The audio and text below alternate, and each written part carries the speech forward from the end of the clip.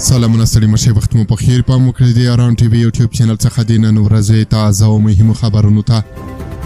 د پاکستان تر کنټرول لاندې بلوچستان کې وسله والو 3 بانکونه لوټلي دي. وسله والو کسانو د دوشنبې په ورځ د بلوچستان په پنجګوره سیمه کې د یوه منظم برید په ترڅ کې لږ تر لږه 3 بانکونه لوټلي دي. په دې جریان کې له امنیتي ځواکونو سره د ډزو په تبادله کې یو پولیس او یو ملکي وګړی هم وژل شوي دي.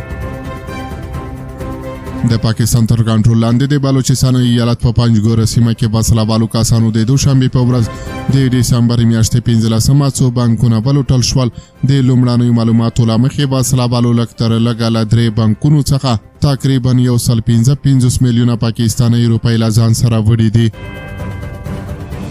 په دغه جریان کې له امنیتي ځواکونو سره د ډزو په تبادله کې یو پولیس او یو عام وګړی وژل شوی او 2 پولیس ټپیان شوي دي. د سیمه ییزو چارواکو په وینا بریدګر په 12 موټر سایکلونو او 4 موټرو سپاره ښار ته ننوتلي دي.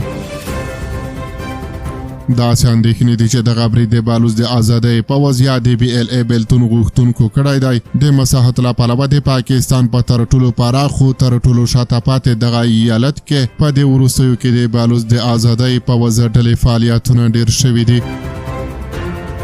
د پولیسو یو مامور د نوم نه ښودلو په شرط د فرانسې خبري اژانس ته وویل دا یو منظم برید و چې لږ تر لږه له 3 بانکونو څخه نږدې 155 میلیونه پاکستاني روپۍ د 5.5 لکه امریکایي ډالرو معادل لوټل شوي دي. وسله والو د 2 نورو بانکونو د لوټلو هڅه کوله خو له امنیتي ځواکونو سره له نښتې پیلېدو وروسته تښتېدلي دي.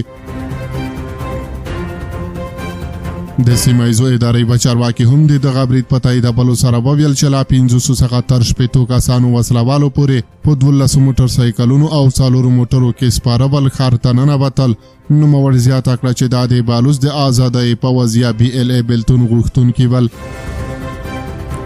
BLA یا د بلوچ د ازادۍ پوځ پاکستان، امریکا متحده ایالاتو او یو شمېر نورو هیوادونو یوه ترهګره ډله بللې ده او دغه ډله د بلوچستان سربیره د دغه هیواد په نورو برخو کې هم د پاکستان پر امنیتي ځواکونو بریدونه کوي او هغوی هدف ګرځوي.